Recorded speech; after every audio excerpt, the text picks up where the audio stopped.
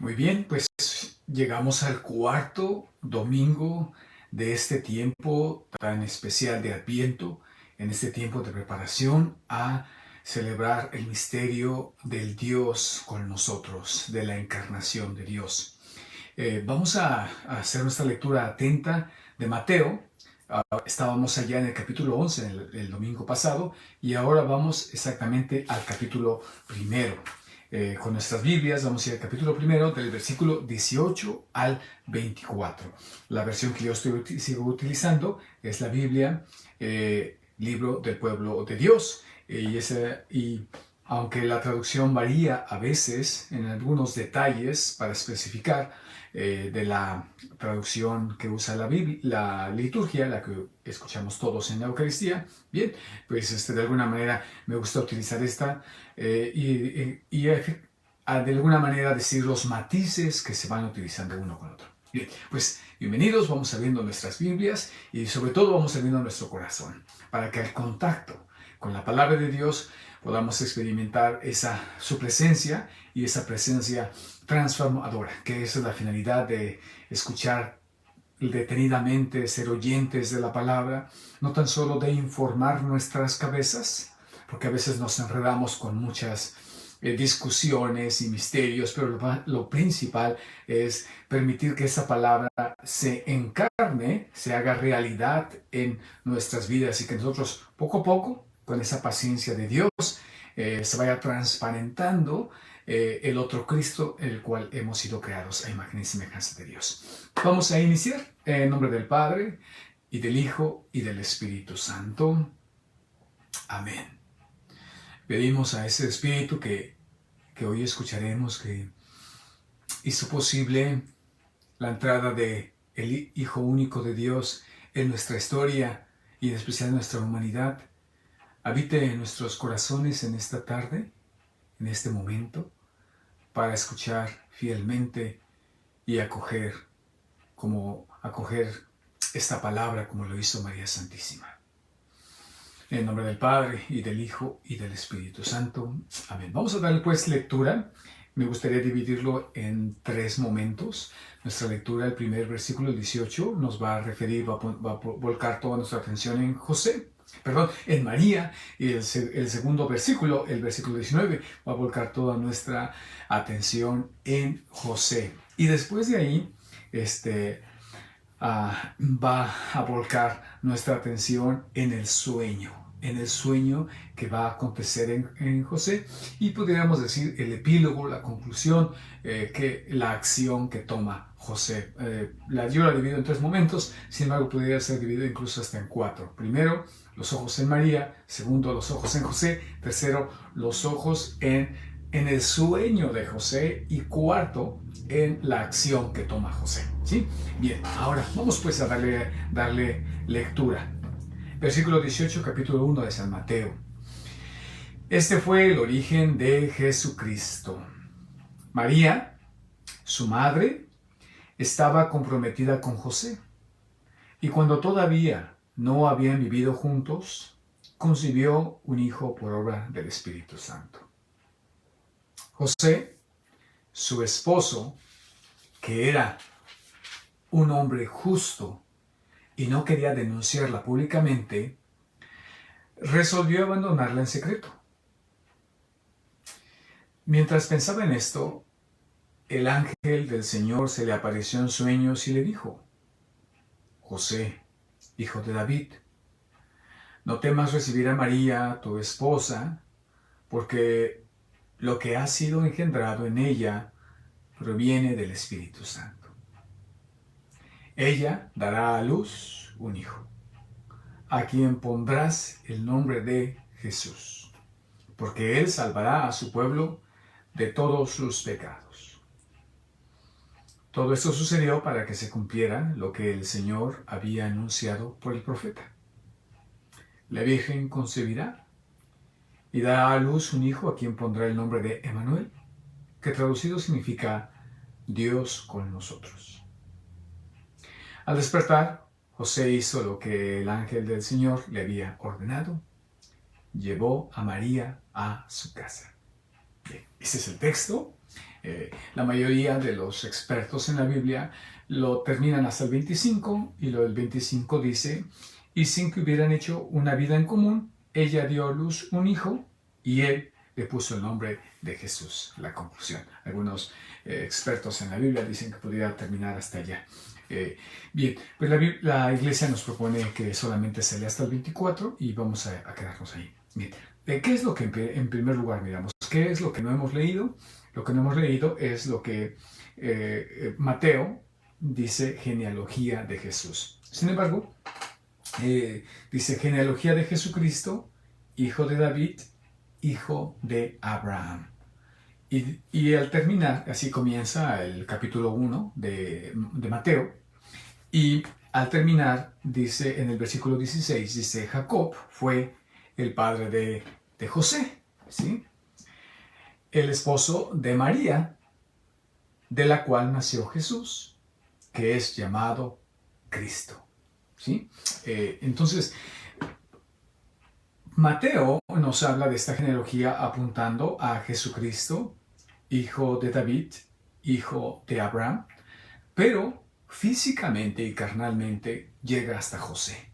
Y de José hay un salto, hay algo que se añade, ¿sí? Él es, pero dice versículo 16, fue el padre de José, el esposo de María, de la cual nació Jesús. Sí, el esposo de María, de la cual nació Jesús. Hay un añadido. José, en la historia de José, hay un añadido que Dios hace. Y qué curioso, porque el nombre de José significa exactamente eso en hebreo. Dios añade. Dios añade. Y eso es algo a mí me encanta poderlo mirar. Y entonces de ahí el pasaje que tenemos el día de hoy vuelve a apuntar a Jesucristo y dice, este fue el origen de Jesucristo. ¿Sí? No habla de Jesús, sino habla ya de Jesucristo. Otra vez voy a repetir, genealogía de Jesús, el Cristo, es decir, Jesús, el Mesías. Jesús el Mesías, ¿sí? Apunta inmediatamente a este origen divino y a este verdadero hombre nacido de mujer. Bien, entonces tenemos esto. Este fue el origen de Jesucristo, este fue el nacimiento. De hecho, la palabra en griego que utiliza ahí es Génesis. Génesis, como es nuestro libro, el primer libro de Génesis, los orígenes. Estos son los orígenes, esto es como acontece la vida de Jesús. Y habla de eso, María, y habla desde la concepción, ¿sí? Cómo Dios entra en la historia, en el cuerpo de María, y no tan solo el cuerpo de María, sino entra en una familia concreta, porque esta mujer, María, está ya casada, está ya desposada, que ahorita vamos a hablar. Entonces vamos a decir, este es el origen de Jesucristo, de Jesús el Mesías, y hay una confesión ahí.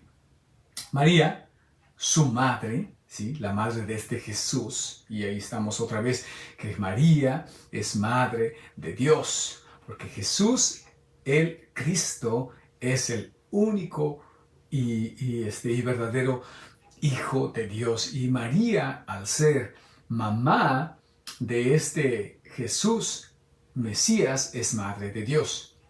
No en el sentido de que María crea, porque utilizo esta palabra a propósito para enfatizar que crea a Dios, porque entonces ya no sería Dios. Si alguien crea a Dios, de repente las preguntas de los más jovencitos, de los niños, dicen, si Dios creó todo, ¿quién creó a Dios? Pues eso es lo que hace a Dios Dios, que Él crea, que Él es el origen de todo y Él no es creado, Él siempre ha existido y siempre existirá. Esa es nuestra fe en nuestro Dios. Entonces, en ese sentido, no es María una diosa, es una criatura de la descendencia de Adán y Eva, pero en este misterio de que Dios entra en su cuerpo y en la familia de María y José, María se convierte en la madre de ese niño que van a nacer. Voy a decir un poquito más adelante para complementarlo, pero hasta ahí nos quedamos en este momento. Bien, una vez dicho esto, dice María, su madre, estaba comprometida con José ¿sí? Estaba comprometida con José. Esto es algo muy importante, porque no es como en nuestros pueblos dicen que le pidió la mano, que fue y le pidió la mano. No, no, no. Este compromiso ya es un casamiento. Así como en la Iglesia Católica hay dos momentos en el casamiento, el matrimonio es uno, ¿sí? El matrimonio es uno. Y en latín, especialmente en los documentos de la Iglesia en el derecho canónico, se llama de rato y consumato, ¿sí? El matrimonio se lleva a cabo en la Iglesia Católica en dos momentos, de rato, en el rito. En el rito, cuando se llega a la iglesia, están los padrinos de velación, está la comunidad, están los novios y ellos se profesan los votos donde dice yo, ¿verdad? Te acepto a ti, y le dice su nombre, y me entrego a ti, ¿sí? Ese intercambio de votos, como le llamamos, ese es de rato, ahí existió. Pero ahí no ha acabado el matrimonio, no. Viene el momento de la consumación, viene el momento en donde se unen corporalmente en ese abrazo matrimonial y ahí queda consumado, queda rato y consumato. Entonces el matrimonio incluso católico está en dos momentos, ¿sí? En el mundo hebreo estos dos momentos, generalmente en nuestra Iglesia Católica, esto acontece en el mismo día, ¿sí? En el día y la Iglesia aconseja que debe de ser, en el día que se casan ritualmente en la Iglesia, este matrimonio debe de ser consumado, debe ser llevado a hacerse una sola carne, ¿verdad? Y hacer los dos. Bien, en el ámbito judío esto no era así, esto existía y podía pasar incluso hasta un año. ¿Sí? Podía pasar un año en donde ellos se separaban, ¿sí? Y llegaba el momento en que el novio tomaba a ya su esposa, porque habían hecho el juramento bajo los testigos, y la llevaba a su casa. Entonces lo que está diciendo aquí, que ellos ya se habían casado, ¿sí? Ya se habían casado, ya habían intercambiado los votos, y que María seguía viviendo separada de José. José todavía no iba por ella. Eso es lo que está diciendo el texto. Entonces dice así: María, su madre, estaba comprometida con José. Había hecho el primer paso, ¿sí? No se había consumado el matrimonio. Y cuando todavía no habían vivido juntos, ¿sí? Concibió. Y ahí está lo que dice Mateo. El origen, ¿sí? De Jesús. Concibió un hijo por obra del Espíritu Santo. ¿Sí? Ahora, recordemos que nosotros de alguna manera tenemos ventaja porque esto inmediatamente nos remite al testimonio, a otro evangelio de Lucas, al testimonio de Lucas inmediatamente. Pero, de acuerdo a la historia, el evangelio de Mateo se escribió primero y no teníamos el evangelio de Lucas. Ahora recordemos que aunque no existiera el Evangelio de Lucas textualmente, así escrito, lo que sí ha existido es la tradición oral. Recuerden que esto que tenemos en nuestras manos es lo que ellos se han pasado de boca en boca, es lo que se llama tradición oral. No significa que es algo que hayan inventado, sino que es un depósito. La palabra tradición significa que ellos, es como si yo tuviera esto e intactamente cuidándolo, como es mi tradición, yo lo paso de una manera a la otra persona e intactamente y sin cambiar nada, lo siguen pasando de generación en generación hasta que se pone aquí por escrito. Y de hecho, cuando se empezaron a hacer los primeros manuscritos, bueno, incluso había mucho cuidado en que no se alteraran nada de las letras, ¿no? De repente, pues eso es lo que nos lleva a un poquito las discusiones de por qué este texto dice de esta manera y por qué dice de otra manera. Obviamente nosotros lo tenemos porque es la traducción. Y en la traducción, pues eso es por lo que se dice de una manera y se dice de otro modo. Recuerden, las traducciones, unas están enfocadas a traducir textualmente el texto y otras están están hechas están enfocadas en la persona que la va a leer. Por tanto, hay traducciones para niños. Entonces, pues utilizar la palabra estaba comprometida un niño no la va a entender. Entonces tendrá que utilizar otra palabra. Estando ya casada, va a decir, ¿sí? Pero todavía no vivían juntos y va a dar una aclaración.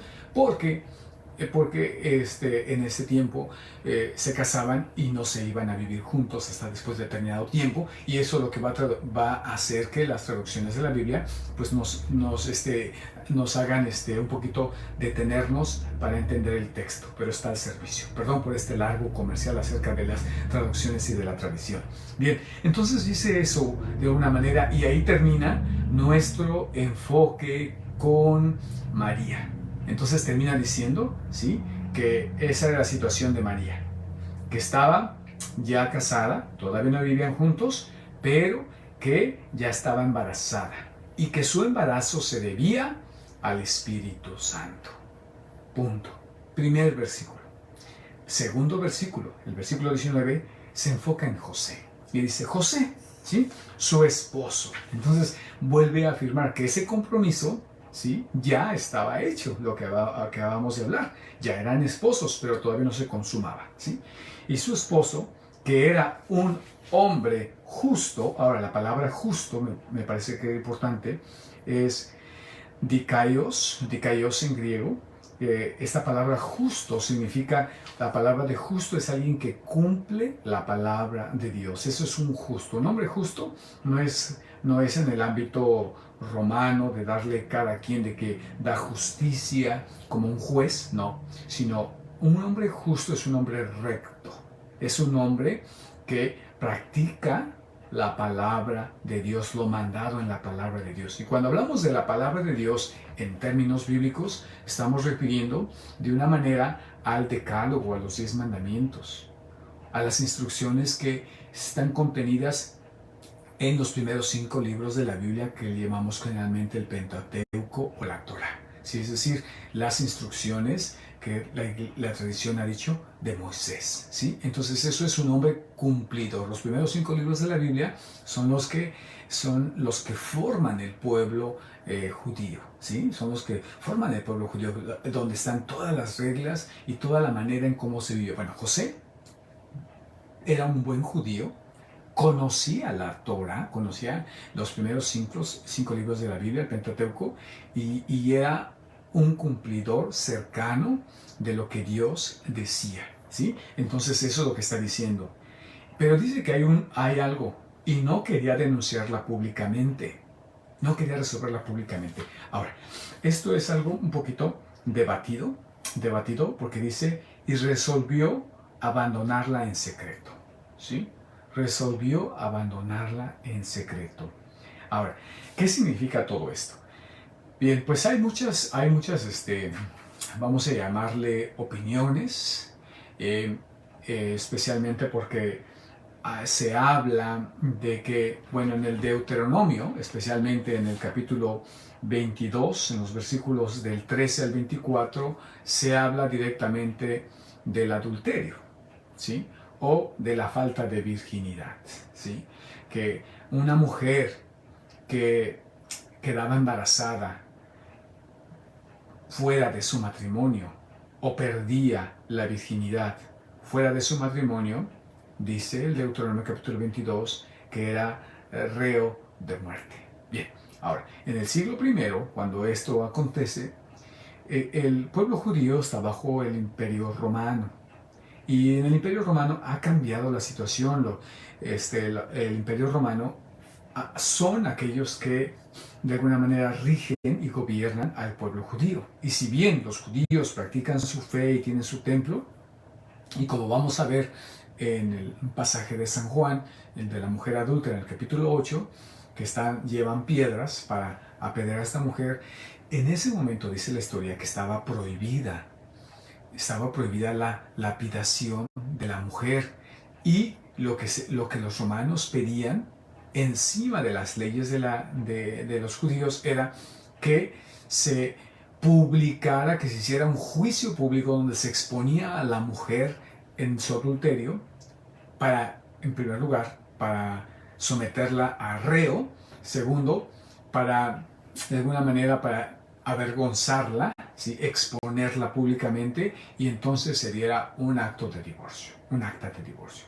Entonces, bien, ahora, esto es lo que la mayoría, de los historiadores creen, que esto estaba pensando José, pero que también había la posibilidad de de divorciarse de ella silenciosamente, y es lo que dice, y resolvió abandonarla en secreto.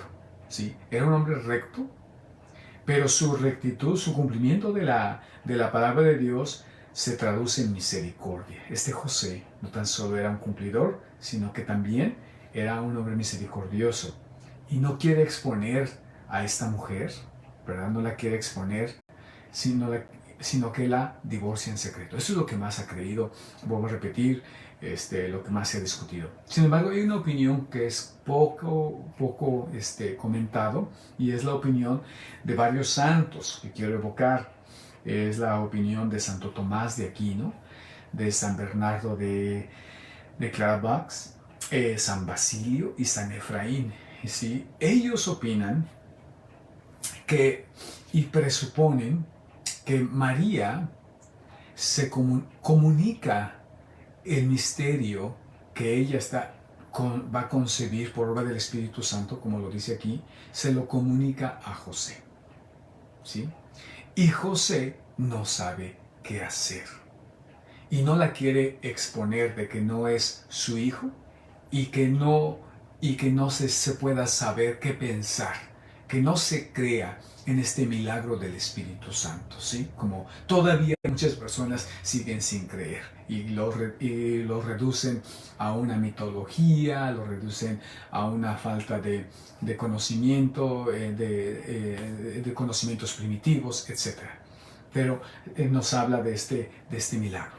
Y ellos piensan que cuando José se da cuenta de la entrada de Dios en la vida de María, José quiere hacerse a un lado, es decir, no liberar a María del compromiso de matrimonio, porque él no se siente un digno esposo de María y por temor de Dios, porque María se convierte ahora en el arca de la alianza nueva y solamente era imposible tocarla, era imposible tocarla. ¿Se acuerdan que tenemos varios pasajes? El primer pasaje, recuerden que solamente el sacerdote y una vez al año entraba en la presencia del arca de la alianza, ¿sí? Y ahora José entiende, eso es lo que dicen estos santos, entiende que María se convierte en algo sumamente sagrado. Entonces él, en su amor, en su temor a Dios, quiere de liberar a María de ese compromiso y él no se siente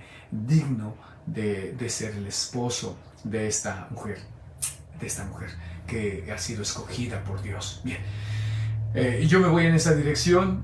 Sin embargo, la iglesia acepta las dos teorías, ¿sí? Acepta las dos teorías, acepta esta experiencia de los santos, no se ha definido como doctrina con ninguna de las dos, las acepta las dos, y porque hay evidencias de las dos, y también puede hablar de José humanamente, que no entiende el misterio, y puede haber que en un momento de su fragilidad y con falta de evidencias, o tal vez sin la comunicación de María Santísima, porque lo que estamos diciendo es que esto los santos lo asumen, que María se comunicó con José.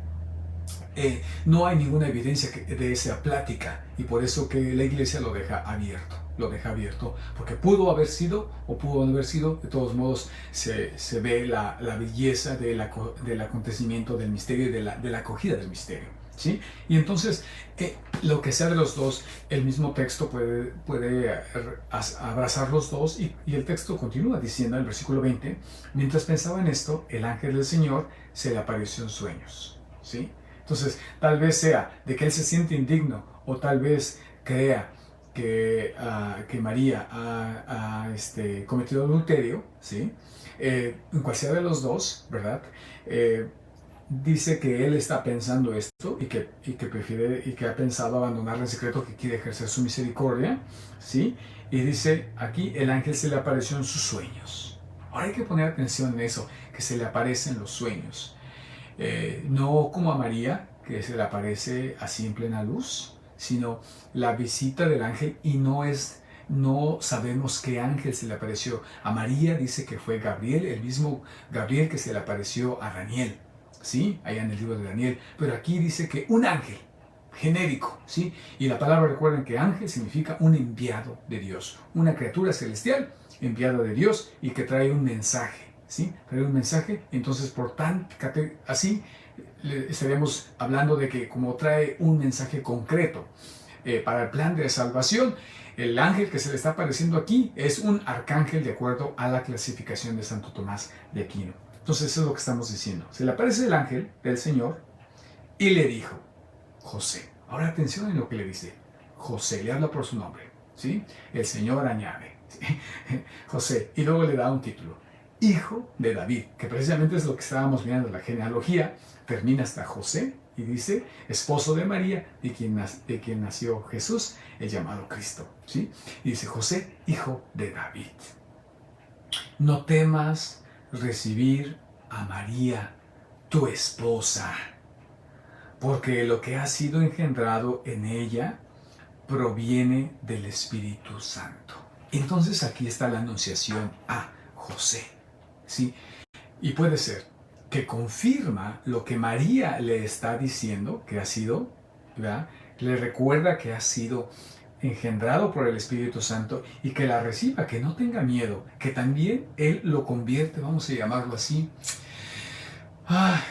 Voy a utilizar las palabras, sin embargo, puede ser un poquito inexacto, como un sacerdote, ¿sí? Como un sacerdote, porque va a estar al servicio, va a estar cuidando, va a estar al del arca de la alianza, el nuevo culto en espíritu y en verdad, ¿verdad?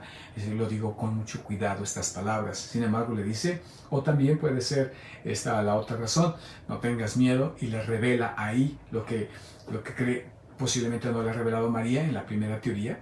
Le dice que crea que eso es obra del Espíritu Santo. Esa concepción, de ese embarazo de María, viene ya del Espíritu Santo. Vuelvo a repetir, yo creo más en el de los santos, ¿sí? Porque al saber que María ya está embarazada, pues se supone que María le comunica a José que está embarazada. Y entonces le dice su experiencia, ¿verdad? Entonces eso es para mí, y junto con todos los santos que les he mencionado, para mí creo que eso es más convincente y me da mucho más peso. Pero lo vuelvo a dejar ahí. El criterio de la iglesia es que no se ha definido, ¿sí? Bien, ella dará a luz un hijo. Dará a luz un hijo. No dice una criatura, va a ser hijo de ella, ¿sí? Va a ser hijo de ella, porque está tomando de su carne, pero no es obra de un hombre, sino es obra de Dios mismo. Y dice: a quien le pondrás el nombre de Jesús. Y aquí esto es algo bien importante, es decir, que él está participando a José del misterio. En la tradición judía, el hombre es quien da el nombre al niño, es quien pone el nombre al niño, es el quien decide el nombre. Y entonces el ángel le dice el nombre que Dios, su verdadero Padre, ha decidido, ¿sí? Aquí atención, eso es bien importante. El nombre se le está dando a Él para que Él sea el Padre, digamos aquí, adoptivo, el Padre histórico, pero ese nombre se le da.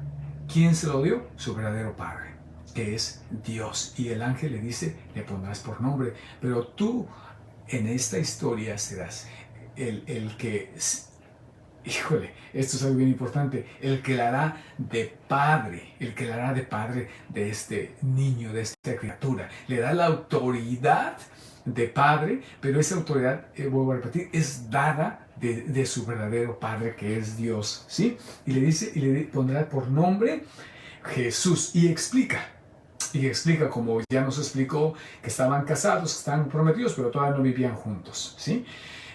Y explica el nombre de Jesús porque Él salvará a su pueblo de sus pecados. Recuerden, Jesús, la palabra Yeshua significa Dios el Señor, mejor correctamente, el Señor salva.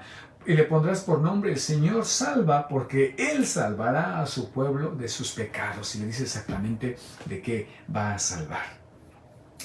Y entonces de aquí, aunque ya me he alargado un poquitito y el tiempo se nos está acabando, dice, todo esto sucedió para que se cumpliera lo que el Señor había anunciado a través del profeta Isaías. En el capítulo 7, he aquí que una virgen concebirá y dará a luz a un hijo a quien pondrá el nombre de Emanuel. ¿Sí? Entonces, ¿qué significa el Emanuel? Bueno, le pondrá el nombre Emanuel, que significa Dios con nosotros. Es decir, que ese Dios, el que llevará el nombre físico de Jesús, que el Dios salva, es, es la presencia de Dios, es el Emanuel, ¿qué significa? El Dios que vive en medio de nosotros, que es verdadero Dios y que es verdadero hombre. Entonces esta humanidad ha llegado a su culmen para ser rescatada, ¿sí? Y dice, al despertar, José acepta la añadidura. Al despertar, José hizo lo que el ángel del Señor le había ordenado y llevó a María a su casa. La acepta. ¿Sí? Bien, pues disculpen que me he alargado un poquitito en esto. Gracias a Dios, la primera lectura va a hablarnos de Ahaz cuando se le da esta profecía desde Isaías, es la que vamos a escuchar y posiblemente en las iglesias, en las homilías, podremos profundizar un poquitito más. Pensé que iba a ser más cortita mi explicación, pero me salió más larga de lo que había pensado y solamente tenía por aquí un poco de notas. Bueno, espero que poco a poco vayamos entendiendo y entrando en ese misterio, pero lo más importante, más que estar de acuerdo conmigo o estar de acuerdo, es escuchar la palabra de Dios. Escuchar la palabra de Dios y preparar nuestro corazón para este acontecimiento que no tan solo, vuelvo a repetir, no tan solo lo recordamos, sino que a través de la liturgia de la iglesia lo volvemos a reactuar. Esa encarnación vuelve a ser un acontecimiento aquí y ahora en tu corazón y en mi corazón. Y algo bien importante, cómo Dios entra, y cuando entra a nuestra vida, entra a la vida de una familia. Poner atención en eso. ¿Cómo entra? Y cómo entra haciéndose uno con nosotros. Cómo desde aquí revela ese plan matrimonial con la humanidad. En fin, los dejo para que sigan reflexionando en y después con esta explicación que he dado, pues vamos a leer el texto y podamos encontrar lo que Dios nos quiere revelar en este momento. Que el Señor les bendiga y muchas gracias por su atención. En nombre del Padre, y del Hijo, y del Espíritu Santo. Amén. Nos estamos viendo en la Eucaristía. Hasta pronto.